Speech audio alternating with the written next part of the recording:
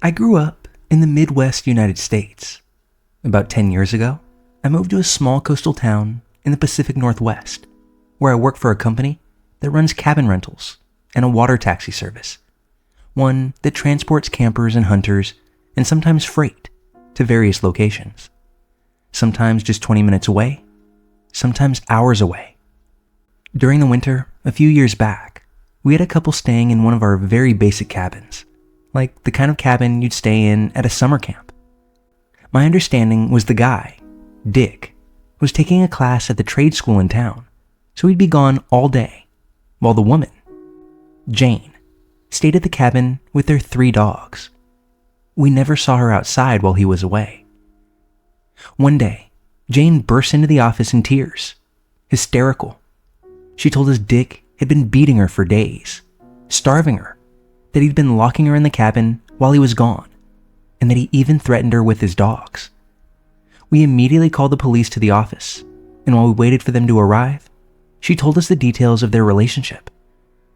Jane was from South Africa and came from quite a wealthy family. Her father had recently passed away, and she'd received quite a large inheritance. She'd met Dick on a social media site, and he sold her on this bogus dream of building a remote lodge, and he had even convinced her to transfer all this money she had just inherited to his bank account, which he had spent on a rural piece of property, a new truck, and a boat, among other things. Jane was totally at Dick's mercy. She'd voluntarily transferred the money to him. It was evident that she'd grown up wealthy. She didn't seem to have any idea of how to take care of herself. By the time the police arrived, she'd reversed her story. She wouldn't tell them that he'd hit her, threatened her, or locked her in the cabin. I walked over to the cabin with the officer to talk to Dick, and of course, he denied everything. The cop was very frustrated. It was clear that Dick was mistreating her, but he didn't have enough to make an arrest. I told Dick that he needed to leave the property anyway. I didn't want him there, and the woman didn't want to go with him. Jane had managed to get in touch with a friend in the US who bought her a plane ticket, and another employee and I had offered to drive her to the airport in the city, about 200 miles away. Dick left without issue, and the last thing I said to him was, "Don't come back," and that if I ever saw his truck in our area again, I would assume he was there to cause more trouble and would call the police without any hesitation. I felt terrible for the woman. She'd basically made a bad investment and had little hope of ever recovering any of that money. Months pass. It was well into summer, and I'd all but forgotten about this incident. I had heard Jane had gone back to Dick, and that they were back in town from another water taxi operator.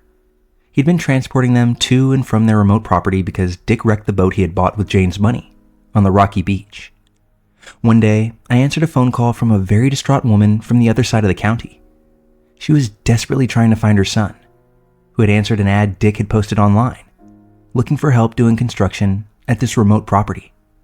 She'd just been calling water taxi operators in the area, asking if anyone knew this guy Dick. Apparently, her son Mike had called her from a satellite phone out at the property and told her that he was in danger. Mike and his employer hadn't been getting along, and Dick finally ran him off. This property was out in the middle of nowhere, accessible only by sea or air, no roads. You can't just tell someone to leave. Where would they go? Mike's mother relayed to me that Dick wouldn't let him sleep in the cabin, that he wouldn't share food, and that he'd even chased him with a rifle when he realized Mike had the sat phone. It was lucky he'd managed to get the call out.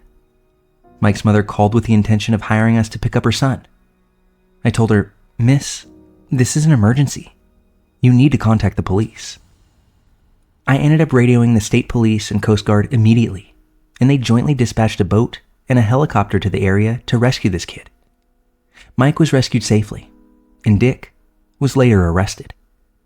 Jane happened to be there too, but refused to come back with the police and stayed at the cabin. Mike came out to the office a few days later to meet me. He gave me a big bear hug and thanked me personally. He was convinced that I'd saved his life, which was a nice sentiment, but in my opinion, the police and Coast Guard did much more than I did. He told me some more details of the experience, though. That Dick had actually taken several shots at him while chasing him through the woods. He told me when Dick caught up to him, He held him at gunpoint, ordered him to strip naked, and locked him in a shipping container that he had on the property. He was convinced that he was going to die that day. Mike was still locked in the shipping container when the state police arrived. Mike didn't end up staying for long, but I was impressed that he took the time to come out and introduce himself, and I wished him luck. Dick was charged with attempted murder, but I believe those charges were ultimately dropped, and that Mike ended up with a hefty settlement that undoubtedly came from that inheritance money Dick had swindled from Jane. I received a phone call later that summer from a reporter in the city, asking about what had happened. Mike's mother had given him my information. I agreed to tell him what I knew on the condition that he not mention my name or the name of the company that I work for, which he ended up mentioning anyway. The story is still available online, and I might be willing to share the link privately if anyone is interested, so long as it stays just that, private. The other night, I was having a few beers with my neighbor Al, a young guy who moved to town last year. This story popped into my head, and when I mentioned Dick's name, he perked up. Al and Dick apparently worked together at the shipyard. I can't believe it. This motherfucker is back in town, without Jane this time, working a minimum wage job. So, Dick, you Lord of the Flies psychopath you, let's never meet. Edit. I'm told by my neighbor that Dick is leaving town at the end of this month. This guy is clearly unstable and unpredictable. So for the time being, until I'm certain he's gone, I think I'm going to do my best to remain anonymous. Additionally, it turns out Jane is still around as well. I don't know if she and Dick are still together, but I hope for her sake that she's moved on. Likely without her money, but still with her life.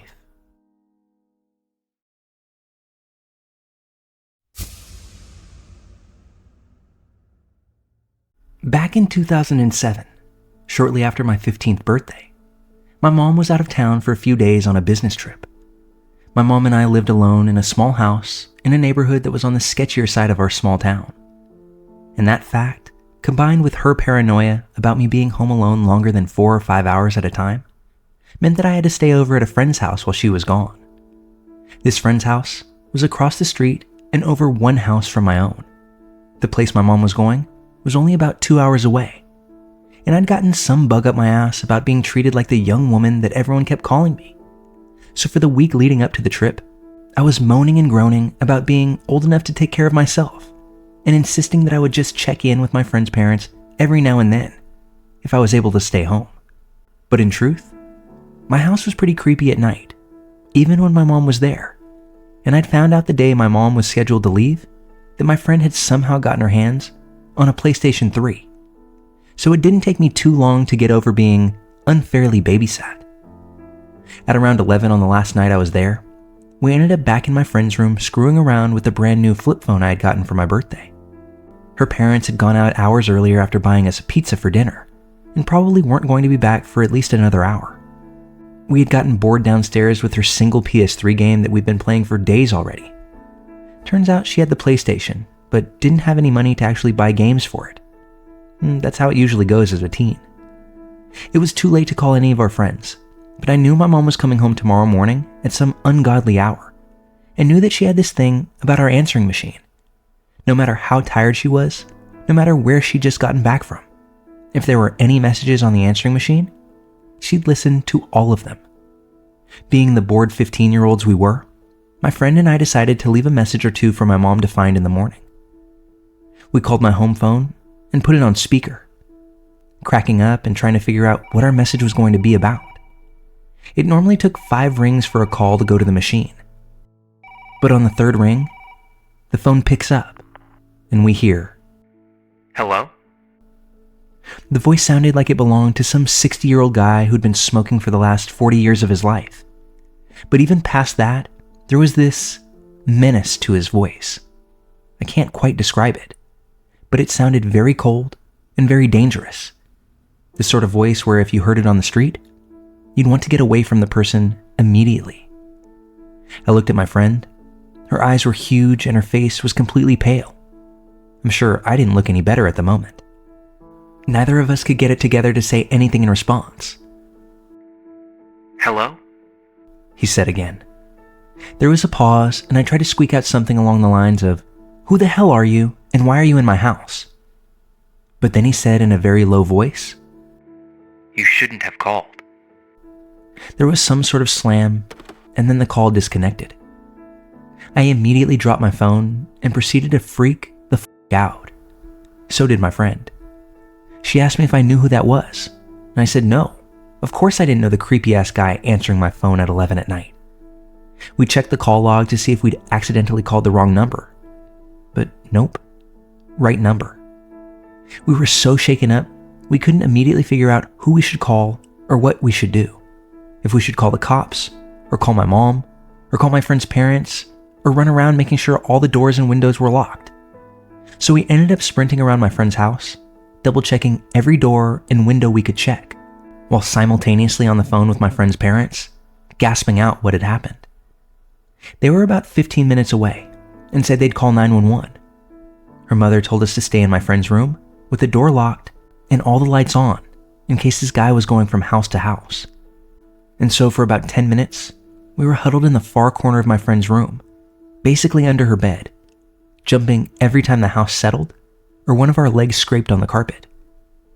You can imagine how freaked out we were when her parents rushed in and started rattling at our bedroom door, forgetting that it was locked on their orders. The cops got to my house not too long after her parents arrived home. To be honest, I don't really remember a lot of the specifics about what the cops were doing, mainly because I refused to set foot outside of the house. But I remember that they asked my friend and I a lot of questions. We couldn't really give them a lot of information.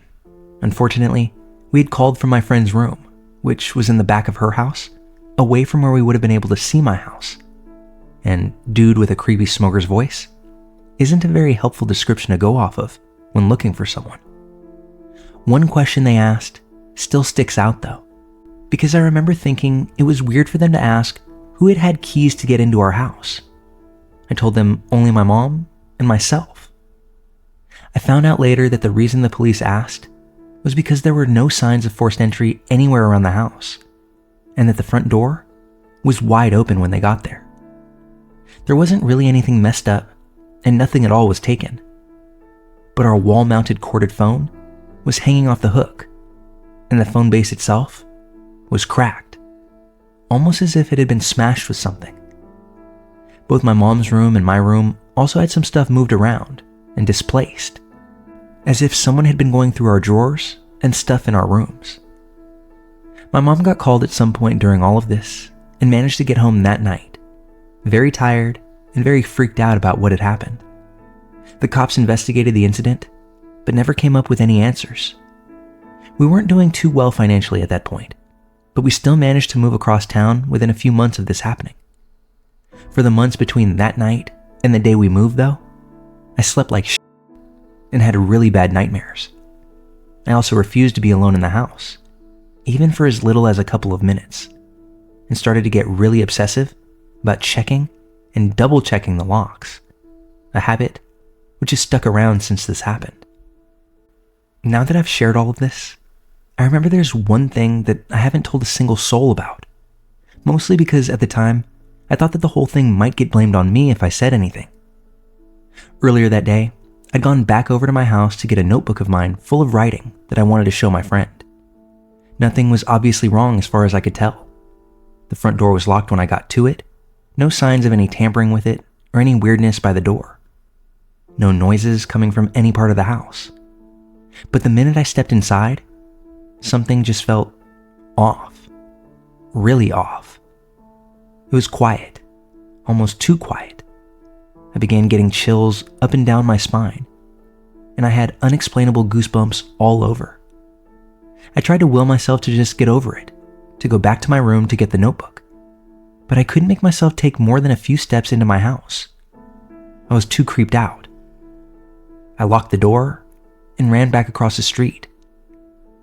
When I got back to my friend's house, I felt like an idiot, of course. Was I really such a wimp that I couldn't walk through my own house when it was empty? But looking back, well, who knows? Maybe my gut was spot on about something just not being right. Freaks me out even thinking about what could have happened if I'd ignored it and walked further inside. I've thought back on that moment a lot too, wondering if maybe I left the door open when I left, but there's no way. I distinctly remember locking the deadlock and looking over my shoulders the whole time, because I had that burning, crawling feeling on the back of my neck, the one you get when you're being watched. And after that creepy call, I checked, and I had my keys in my backpack. One thing I've always wondered about is why he picked up the phone in the first place. I haven't the slightest idea, honestly. My mom and I have tried to figure out why the hell he would do that, but we haven't come up with a good answer in the entire time between then and now. Same with how he got inside in the first place, without having a key, and without forcing or breaking something open. My only guess is that there was another way inside the house that we never knew about, and that the police didn't find that he somehow figured out, which also implies a lot of bad things. So, random home intruder with a creepy voice and a very mysterious, probably f***ed up motive for breaking into my house. Let's not meet. Ever again.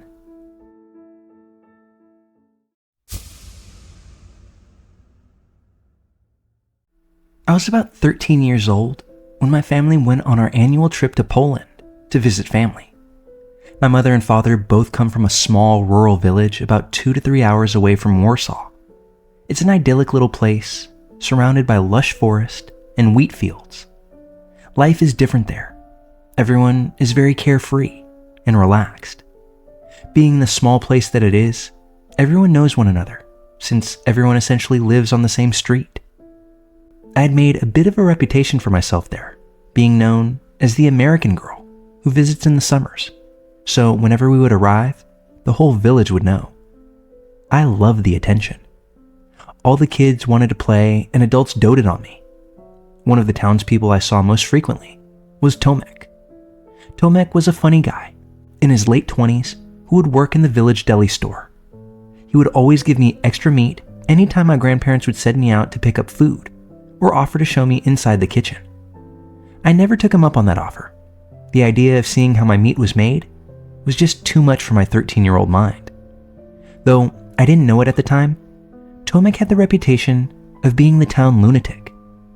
He wasn't a stranger to the police force, nor the other villagers, as he was a bit of a petty thief. My grandparents told me when I got older that my grandfather had not once, but twice, caught him trying the doors of his shed, and then excusing himself when caught as drunk and unsure where he was. Despite this, I had never had a reason to fear or avoid Tomek. This village had a tradition called 𝐥𝐢𝐤𝐤, which translates to the game of courage, and this would fall in between the dates of our visits. On this day, the village children would be set into teams and then given items to find that were hidden around the woods or within the village parameters. The event lasted all day, and the group that had the most found items would win a prize. The courage part of the game would be trying to attain the golden item, which would be in the woods and guarded by a few adults armed with water guns. The only way to get the golden item was to avoid being sprayed with water. If all members of a team were hit, then the team would lose the chance to attain it. My team consisted of my 4 friends, Ava, Eric, Bartek, and Pavel. Our strategy was to get as many of the items around town and then try our luck at the golden object when it got darker in order to be harder to spot. We got a lot of the items throughout the day and worked up a good sweat after racing against the other children. Around 7 p.m., we had attained 12 items and were ready to try our luck at the golden item. We had heard from other children that the adults were being relentless, guarding the object with ferocity. The wooded area where the golden item lay was behind Eric's house. Therefore, he took the lead in devising the plan. Our plan was that we were going to split up into 2 teams. Eric, Ava, and Bartek were meant to grab the adults' attention and drive them away as far as possible, while Pavel and I would sneak in and grab the item. Feeling confident in our ideas, we headed into the forest as the sun was slipping from the sky. We followed the dirt path for about 5 minutes before stepping off it, following Eric as he navigated through the shrubbery with ease. He stopped us just as we reached a thick clump of bushes Putting a finger to his lips, he motioned for us to look through the gaps in the shrubbery and see the adults. It was dark now, so it was hard to see who was actually guarding the items, but we could make out 4 shapes huddled together, chatting softly. Without hesitation, we moved into our plan of action. Our 3 friends navigated around and disappeared from our sight, only for us to hear their laughs and the voices of adults yelling to get them. Pavel and I watched as the adults raced after our friends, all abandoning the area that they had stood around. I remember glancing around and getting ready to jump out of the bushes when I felt Pavel's arm on my shoulder and heard him make a light shushing sound. "They might not all be gone. Let's wait a bit," he urged. We sat quietly, listening intently for any sounds. Then it happened. The slightest sound of something moving on the other side of the clearing. We couldn't make out who or what it was, so we stayed quiet, peering through the gaps of the shrubbery. Pavel saw it first. He pointed out what looked like a dark figure crouching behind a tree, closest to the clearing. We watched as the figure moved tree to tree, never stepping out from behind, just simply observing. Just as I was about to suggest that one of us should cause a distraction, we hear a yelp and turn to see another team approaching, clearly happy that there seemed to be no one around where the golden item should be. We watched as this small group of 2 raced around the clearing but didn't pick anything up. I kept waiting for the adult to step out and spray the kids, but the figure remained crouched, only half visible behind the trees. One of the girls approached the area the adult was in, but she was busy looking up at the tree, musing to her partner that maybe the object was put on a branch. We watched as she began pulling herself up to the lowest branch, and I remember the way my stomach dropped when all of a sudden we saw the adult shoot out from behind the tree, grab her leg, and start pulling her into the darkness of the forest. Her partner ran off screaming, leaving me and Pavel unsure of what to do. We watched frozen in horror as the adult began covering the girl's mouth in some attempt to silence her. Before either one of us could do anything, all of a sudden, 𝐦𝐤𝐬𝐿 came running up the path and threw himself onto the man. Pavel shot out of the bushes to help 𝐦𝐤𝐬𝐿, while I ran back to call for help. When I reached the backyard that was the destination spot for the end of the game, I was screaming uncontrollably in a mix of words that took me a few attempts to get out that help was needed. A large group of men raced towards the forest while I hid in my mother's arms, awaiting to see everyone arrive back safely. My friends Eric, Ava, and Bartek approached me cautiously and asked what had happened and why Pavel and I hadn't come back. It had turned out that after Ava, Bartek, and Eric had distracted the adults and drove them off, the adults had decided to end the game. They had assumed that everyone had a chance to try to get it and didn't want the kids wandering the forest after dark. One of the adults had already pocketed the item when they chased our group back towards the main backyard.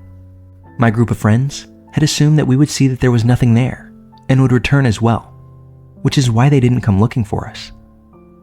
As I retold what had happened, everyone in the backyard listened to me with wide eyes. About 10 minutes passed, and we saw this group of men coming back. Pavel walking aside his father, and the girl who had been attacked, in the arms of who I could only assume to be her father. As they all approached, I asked Pavel what had happened. As the parents gathered and talked in hushed voices, Pavel described to us how 𝐦𝐤𝐬𝐿 had beat the guy bloody, but let him escape when he turned away, surprised by the men that had arrived to help. He mentioned that a few men were still out scouting the forest land for the guy. I then asked the remainder of my friends why help wasn't sent earlier by the girl's partner that had run away screaming. Everyone had looked at me with blank faces, and the sudden realization hit me hard. The next set of events become a blur. It's a mix of me racing to my parents with my friends and asking about the girl, a frenzy of people calling out her name and begging her to come out, a whirlwind of everyone rushing to get their kids inside, and a mayhem of adults swarming together to go search the woods again and call the police. It's been 8 years now, and that little girl has never been found. 𝐦𝐤𝐬𝐿 was one of the main suspects, believed to be a part of a 2-man kidnapping operation. with authorities thinking that he backed out when he saw that too much attention was brought to the event. I'm not sure whatever happened to him, but I can't help but feel guilty that I didn't do anything to help either of those girls. I saw the girl run away. Pavel and I were the last to see her. Sometimes when I see a child with braided hair, I get thrown back to that moment, and I can still see that little girl's braids swirling around her as her figure disappeared from sight. That little girl's name was Dorota, and I hope that wherever she is, she's alive and safe.